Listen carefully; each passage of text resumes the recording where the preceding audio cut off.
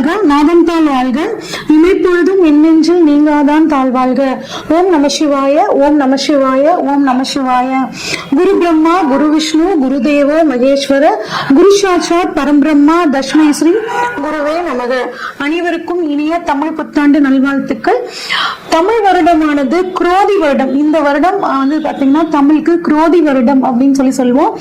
இந்த தமிழ் புத்தாண்டானது ஆங்கிலத்துக்கு ஏப்ரல் 14ஆம் தேதி ஞாயிற்றுக்கிழமை வந்து பிறக்குதுங்க.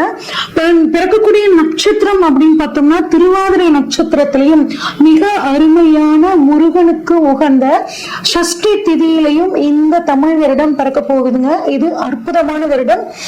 இந்த வருடம் பிறக்கும் போது கிரக சஞ்சாரங்கள் எப்படி இருக்கு அப்படின்னு சொல்லி பார்ப்போம்.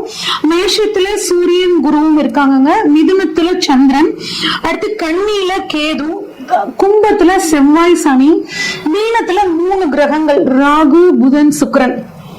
இதுதான் வந்து பாத்தீங்கன்னா இந்த வருடம் பிறக்கும் போது இருக்கக்கூடிய கிரக அமைப்பு. இந்த வருஷம் பாத்தீங்கன்னா குரு பயிற்சி அப்படிங்கிறது வந்து இருக்குங்க. எப்ப திருக்கணிதப்படி அப்படின்னு சொல்லி பார்த்தோம்னா குரு வந்து 30/4/2024 அன்னைக்கு சித்திரை 17ஆம் தேதி மேஷத்துல இருந்து ரிஷபத்துக்கு பயிற்சி ஆகிறார். அது மட்டும் இல்லாம இந்த தமிழ் வருடத்துல பங்குனி மாதம் 14ஆம் தேதி சனி பயிற்சி இருக்குங்க. சனி வந்து கும்பத்துல இருந்து மீன ராசிக்கு பயிற்சி ஆகக்கூடிய அமைப்பு. அது மட்டும் இல்லாம இந்த வருடம் பங்குனி மாதம் 14ஆம் தேதி ஒரு விசேஷமான ஒரு நாளுங்க. ஏன் அப்படின்னா 6 கிரக சேர்க்கை அந்த நாள்ல வந்து நிகழப்போகுது. என்னென்ன கிரகங்கள் அப்படின்னு பார்த்தோம்னா சூரியன், சந்திரன், புதன், சுக்கிரன், சனி, ராகு அப்படின்னா வந்து பாத்தீங்கன்னா 6 கிரகங்கள் இந்த நாள்ல வந்து ஒரே ராசி மீன ராசியில வந்து நிகழப்போகுதுங்க. இந்த மாதிரி அமைப்பு மறுபடியும் 2070 தான் வந்து நடக்க போகுது. 1962 வந்து பாத்தீங்கன்னா 8 கிரகங்கள் வந்து ஒரே ராசியில இருந்துச்சு. அதுக்கப்புறம் இப்ப நமக்கு இந்த வருடம் வந்து பாத்தீங்கன்னா இந்த வருடத்துல பங்குனி மாதத்துல 6 கிரக சேர்க்கைகள் நிகழ போகுதுங்க. இதனால நிறைய உலகத்துல நிறைய மாற்றங்கள் வந்து நிகழக்கூடிய ஒரு அமைப்பா இந்த வருடம் குரோதி வருடம் இருக்க போகுது. இந்த வருடத்துக்கான பொதுவான பலன்கள் என்ன அப்படின்னா வியாபாரத்துல ஒரு நல்ல முன்னேற்றம் இருக்குங்க. கல்வித்துறையில புதிய புதிய சீர்திருத்தங்கள் வரப்போகுது. பத்திரிகை துறையில இருக்கவங்களுக்கு ரொம்பவே நல்லா இருக்கும். பதிப்பகத்துல வந்து இருந்தவங்களுக்கு இந்த வருடம் செழிப்பாக இருக்கும். ஏன் அப்படின்னா நிறைய பேர் புத்தகங்கள் படிக்க ஆரம்பிப்பாங்க. அதனால புத்தகத்துறை பத்திரிகை துறை ரொம்ப நல்லா இருக்குங்க. மருத்துவத்துறையில புதிய புதிய கண்டுபிடிப்புகள் நல்லா இருக்கும். வானியல் ஆய்வு அதாவது அஸ்ட்ரானமி ஃபீல்ட்ல ரொம்பவே இந்த வருடம் நல்லா இருக்கும். இந்தியாவுக்கு வந்து பாத்தீங்கன்னா வெளிநாட்டு உதவிகள் நிறைய கிடைக்கும். ஆடி மாதம் 3ஆம் தேதியிலிருந்து ஐப்பசி மாதம் 12ஆம் தேதி வரைக்கும் ஒரு நல்ல மழைப்பொழிவு இருக்குங்க. கலைத்துறையினருக்கு நன்மை. கலைத்துறையிலிருந்து ஒருத்தர் வந்து அரசியலுக்கு வர்றதுக்கான வாய்ப்புகள் இந்த வருடம் நல்லாவே இருக்கு. பெண்களுக்கு ஒரு நல்ல முன்னேற்றமான வருடம். ஐப்பசி மாதம் 20ஆம் தேதியிலிருந்து மார்கழி மாதம் 13ஆம் தேதி வரைக்கும் பெண்கள் தங்களது துறையில் மிகச்சிறந்த சாதனைகளை படைப்பார்கள். இயந்திர உற்பத்தி வந்து பாத்தீங்கன்னா அதிகமாகும். பெண் கலைஞர்களுக்கு கலைத்துறையில் இருக்கக்கூடியவர்களுக்கு வந்து பாத்தீங்கன்னா பாராட்டுக்கள் விருதுகள் நிறைய கிடைக்கும். ஆஸ்கர் அவார்டு மாதிரியான அவார்டுகள் உயரிய விருதுகள் வந்து அவங்களுக்கு கிடைக்கிறதுக்கான வாய்ப்புகள் நிறையவே இருக்குங்க. அடுத்து வெளிநாட்டு பொருள் ஏற்றுமதி இறக்குமதி தொழில் வந்து பாத்தீங்கன்னா ரொம்ப நல்லா இருக்கும். மக்கள் கிட்ட வந்து கண்ணில கேது இருக்கிறனால மக்கள் கிட்ட தெய்வ பக்தி ஆன்மீக விஷயங்கள்ல வந்து பாத்தீங்கன்னா நாட்டம் அதிகமாகும். ஆனா விஷ காய்ச்சல் ராகு மீனத்துல இருக்கிறனால விஷ காய்ச்சல் மூலியமாக வந்துட்டு சில தொந்தரவுகள் வரும்.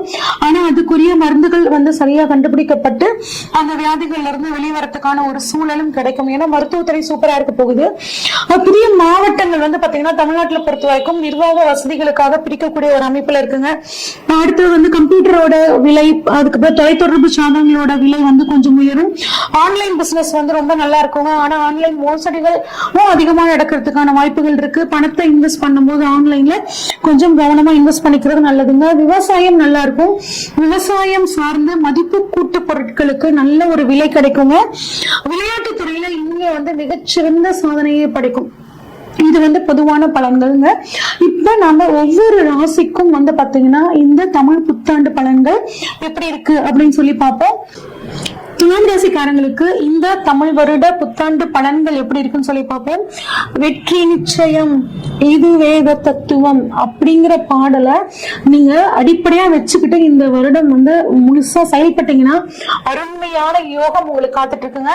குரு வந்து 8ஆம் இடத்துக்கு இவ்வளவு நாள் வரைக்கும் 7ஆம் இடத்துல இருந்து ஓரளவுக்கு நல்லது செஞ்சுட்டு இருந்தாங்க.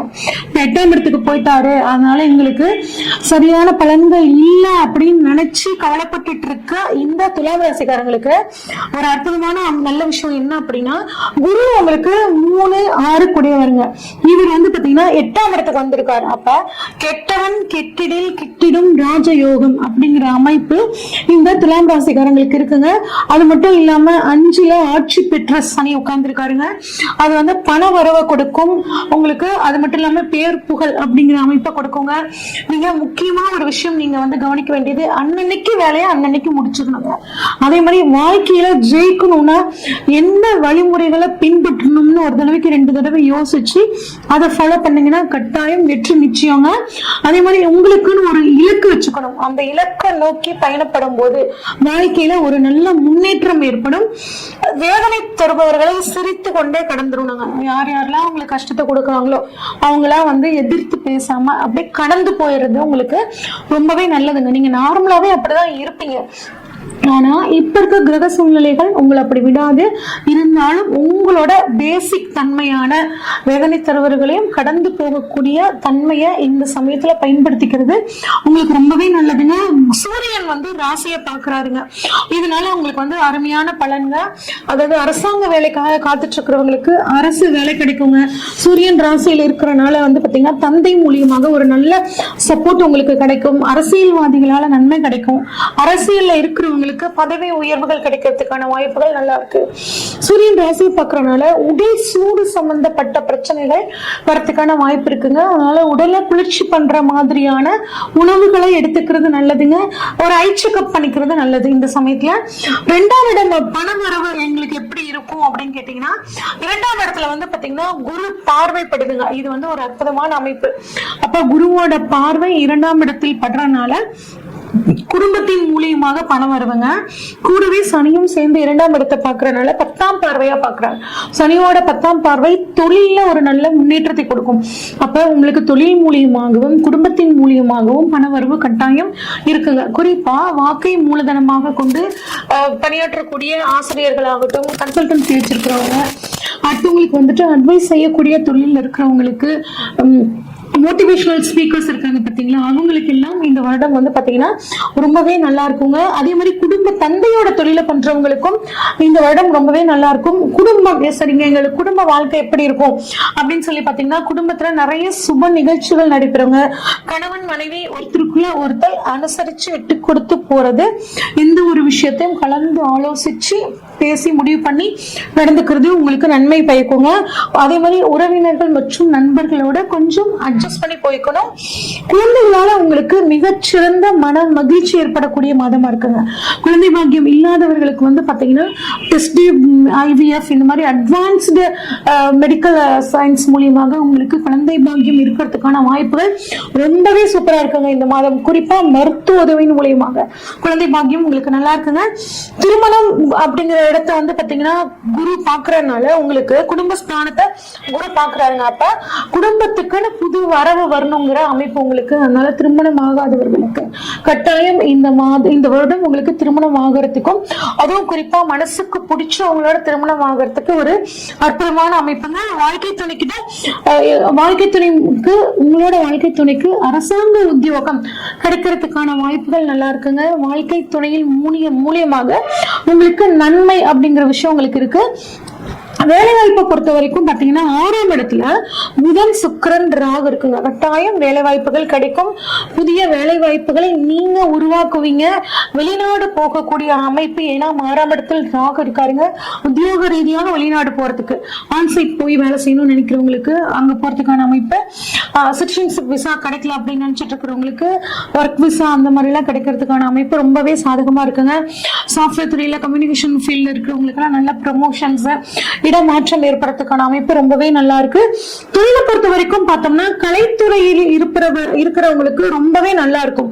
தொழில் பொறுத்த வரைக்கும் 10ஆம் அதிபதி 9ல் இருக்கிறதுனால ஏற்றுமதி இறக்குமதி தொழில் இருக்கிறவங்களுக்கு ரொம்பவே நல்லா இருக்குங்க.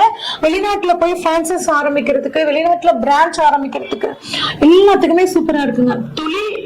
தொழில் ஸ்தானாதிபதி உங்களுக்கு வந்து பாத்தீங்கன்னா போய் சந்திரன் தொழில் ஸ்தானாதிபதியான சந்திரன் பாக்கியஸ்தானமான இடத்துல உட்கார்ந்துருக்காரு. அப்ப தொழில் மூலியமாக உங்களுக்கு நிறைய பாக்கியங்கள் கிடைக்கும், புதிய தொழில் ஆரம்பிக்கிறதுக்கான யோகங்கள் கிடைக்கும். உங்கள் ஜாதகத்தில் இந்த ஸ்தானம் வலுவாக இருக்கிற பட்சத்துல இந்த புதிய வாய்ப்புகளை நீங்க பயன்படுத்திக்கிறது ரொம்பவே நல்லதுங்க. சொத்து அப்படின்னு சொல்லி பார்த்தோம்னாங்க 9ஆம் இடம் வந்து பாத்தீங்கன்னா குரு பார்வைப்படுது.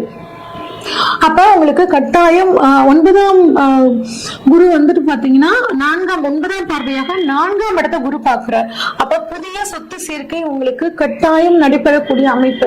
நிலம் வாங்காதவங்க, நிலம் வாங்கணும்னு நினைக்கிறவங்க, நிலம் வாங்குறதுக்கு வீடு கட்டி பாதியிலே நிக்குது அப்படின்னு நினைக்கிறவங்களுக்கும் வீடு கட்டக்கூடிய அமைப்பு.